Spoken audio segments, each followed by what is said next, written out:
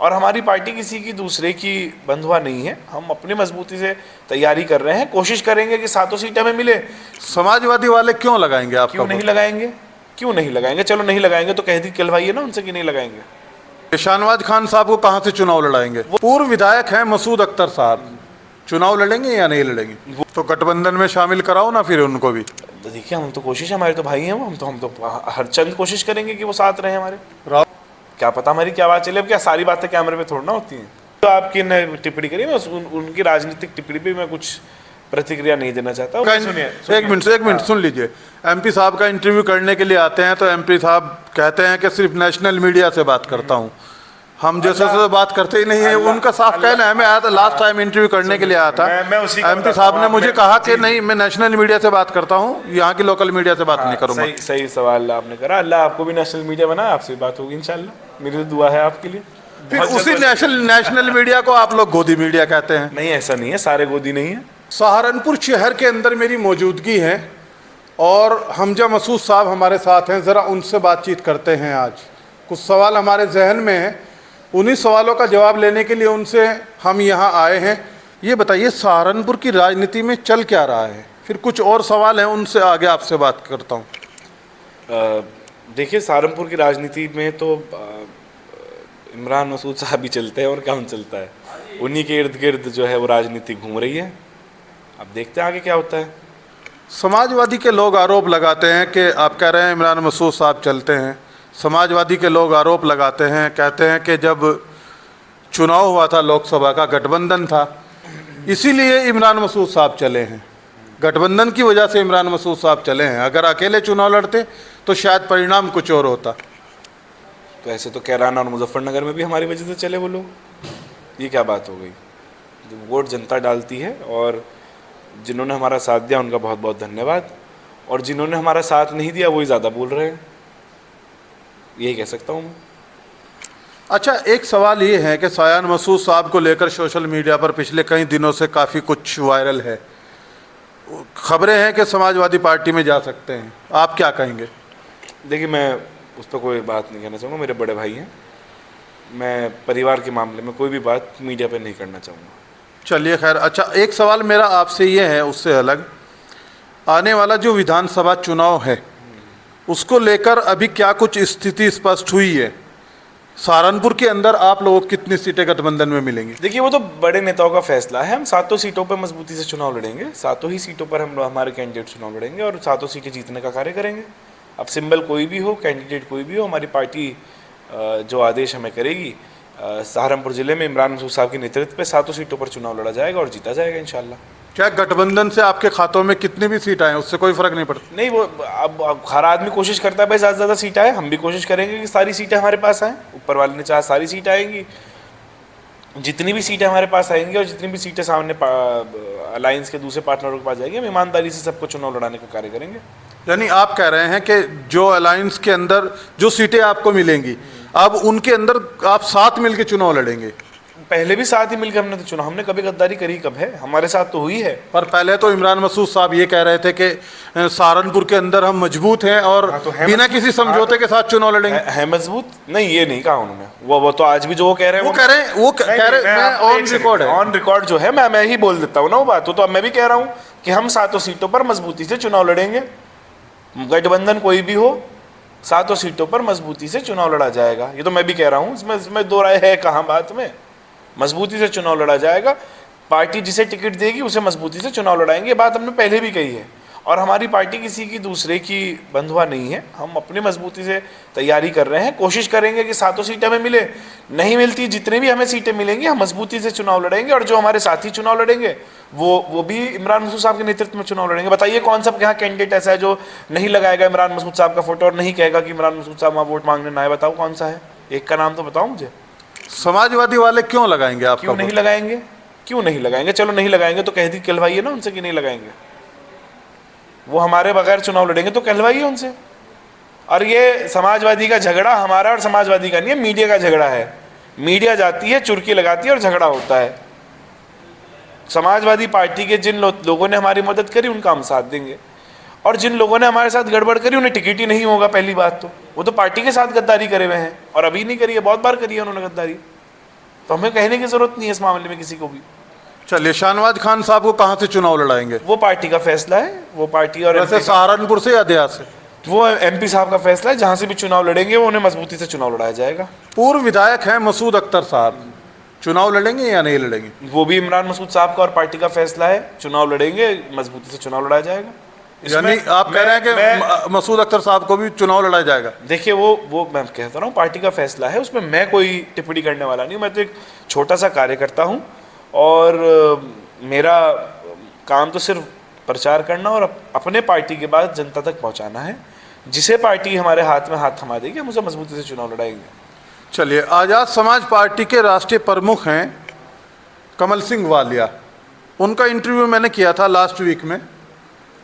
कह रहे थे कि जब हमारे नेता चंद्रशेखर आज़ाद सड़कों पर निकले उसके बाद जाकर राहुल गांधी सड़कों पर निकलना शुरू हुए हैं, उससे पहले तो एसी के कमरों में बैठे रहते थे। आप क्या कहेंगे? देखिए, चंद्रशेखर जी हमारे बड़े भाई हैं और हमारे परिवार का तो बहुत पुराना ताल्लुक़ रहा है। अब वो कमल भाई ने क्यों बात कही हम तो नहीं कह सकते, लेकिन हमें तो इतना पता है पूरे देश में अगर कोई दलितों की, वंचितों की, शोषितों की लड़ाई लड़ रहा है तो उसका नाम राहुल गांधी है। मैं ये नहीं मना कर रहा हूँ कि चंद्रशेखर भाई नहीं लड़ रहे, वो भी लड़ रहे हैं लड़ाई, लेकिन राहुल गांधी का जो क्रेडिट है वो राहुल गांधी को मिलना चाहिए। और राहुल गांधी जी अभी से नहीं, बहुत सालों से लड़ाई लड़ रहे हैं और मैं तो चाहूँगा कि ये राहुल जी और चंद्रशेखर भाई हम सब मिलकर इस लड़ाई को आगे लड़े। तो गठबंधन में शामिल कराओ ना फिर उनको भी। तो देखिए, हम तो कोशिश है, हमारे तो भाई हैं वो, हम तो हर चंद कोशिश करेंगे कि वो साथ रहे हमारे। राहुल गांधी जी तक पैगाम भिजवाइए MP साहब के जरिए। आपको किसने कहा कि नहीं पहुंचा होगा? नहीं, मैं तो ये नहीं चीज मैं ये चीज़ तो नहीं कह रहा हूँ। आपको किसने कहा कि नहीं पहुंचा होगा? क्या पता हमारी क्या बात चले। अब क्या सारी बातें कैमरे पे थोड़ी ना होती हैं, सारी बातें कैमरे पे नहीं करी जा सकती, लेकिन हमारी तो वो हमारे बड़े भाई हैं चंद्रशेखर भाई और मजबूत आवाज़ है दलितों की, और राहुल गांधी जी भी मजबूत आवाज़ है दलितों की। राहुल गांधी जी मजबूत आवाज़ है मुसलमानों की, क्रिश्चियंस की, सिखों की, इस देश के हर उस एक वर्ग की जिसकी कोई आवाज़ उठाने वाला नहीं है। तो मैं चाहता हूं कि ऐसे लोगों को, लाइक माइंडेड लोगों को साथ रहना चाहिए। असुद्दीन ओवैसी साहब सहारनपुर में आए थे, एक रैली को संबोधित कर रहे थे, हम उसको कवरेज कर रहे थे। ओवैसी साहब कह रहे थे कि हम उत्तर प्रदेश के अंदर भाजपा को हराने के लिए किसी से भी अलायंस करने के लिए तैयार हैं, लेकिन जो लोग ये सोचे कि हम कमज़ोरी में ये ऐलान कर रहे हैं वो फिर बाद में ना पछताएं और बाद में रोना ना रोएं। अब मैं क्या कहूँ, ओवैसी साहब हमारे बड़े हैं, बहुत अच्छे वक्ता हैं, बहुत अच्छे पार्लियामेंटेरियन हैं, और मैं तो उनके शायद एजुकेशन उनके पास भी नहीं हूँ, इतने एजुकेटेड आदमी हैं, उनके बारे में क्या कहूँ। उनके बारे में नहीं, ये एक सवाल मेरा। उनकी जो आपकी टिप्पणी करी, मैं उनकी राजनीतिक टिप्पणी पे मैं कुछ प्रतिक्रिया नहीं देना चाहता। वो हमारे पारिवारिक ताल्लुक भी हैं, जो बाबा कहेंगे वो ये सवाल आप MP साहब से पूछेगा। मेरी हैसियत नहीं है कि मैं अपने बड़ों के बारे में ऐसी। पर मसला ये है ना हमजा भाई, MP साहब का एक मिनट सुन लीजिए। MP साहब का इंटरव्यू करने के लिए आते हैं तो MP साहब कहते हैं कि सिर्फ नेशनल मीडिया से बात करता हूँ, हम जैसे से बात करते ही नहीं है। उनका साफ कहना है, मैं आया था लास्ट टाइम इंटरव्यू करने के लिए आया था, MP साहब ने मुझे कहा कि नहीं मैं नेशनल मीडिया से बात करता हूँ, यहाँ की लोकल मीडिया से बात नहीं करूँगा। सही सवाल आपने करा। अल्लाह आपको भी नेशनल मीडिया बनाए, आपसे बात होगी इंशाल्लाह, मेरी तो दुआ है आपके लिए। फिर उसी नेशनल मीडिया को आप लोग गोदी मीडिया कहते हैं। नहीं, ऐसा नहीं है, सारे गोदी नहीं है। किसने कह दिया? सारे गोदी नहीं है। जो गोदी है वो गोदी है, और जो मीडिया वाला BJP के पक्ष में बात करता है उसे हम भी अवॉइड करने लगे हैं। हम भी तो नए हैं ना इस गेम में, हम भी अभी MP बने, 17-18 साल बाद पहुँचे, तो भैया हम समझने में वक्त लगता है। और रही बात MP साहब की बात करने की, तो भाई देखो एक डेकोरम और प्रोटोकॉल होता है, और ऊपर वाले ने चाहा आपका भी इंशाल्लाह जल्द से जल्द इंटरव्यू कराएंगे। चलिए, अच्छा एक सवाल मेरा आपसे ये है, MP साहब की एक चीज़ और सोशल मीडिया पर वायरल है, उन्होंने कहा था कि मेरे परिवार से कोई भी चुनाव नहीं लड़ेगा, तो नोमान मसूद साहब भी नहीं लड़ेंगे फिर? तो हाँ, तो नोमान साहब लड़का रहे, हम ऐलान करा तो हमने संदीप वर्मा को चुनाव लड़ाएंगे गंगो विधानसभा। हाँ बिल्कुल, संदीप वर्मा जी को चुनाव लड़ाएंगे मजबूती से, उन्हीं के टिकट की डिमांड कर रहे हैं हम लोग। भाई जैसा मैं हूँ ऐसा वर्मा जी हैं, और हमारी कोशिश है कि भाई हम लोग मिलकर एक यंग चेहरे को इस बार विधायक बनाएं। चलिए, एक चीज़ ये, मैं कल एक वीडियो आपकी सोशल मीडिया पर देख रहा था, आप शायद कहीं सफ़र कर रहे थे, आपने कहा मैं अभी डीजल डलवाया है और 96 रुपये यानी 96 रुपये डीजल का रेट हो गया है और 100 कुछ रुपये आपने पेट्रोल का रेट उसमें बताया। आपने कहा इतनी जनता खामोशी के साथ सब कुछ देख रही है लेकिन कोई बोल नहीं रहा है। तो जहन में क्या कुछ आया था जो ये वीडियो बनाने की उस वक्त ज़रूरत था, आपने महसूस समझी?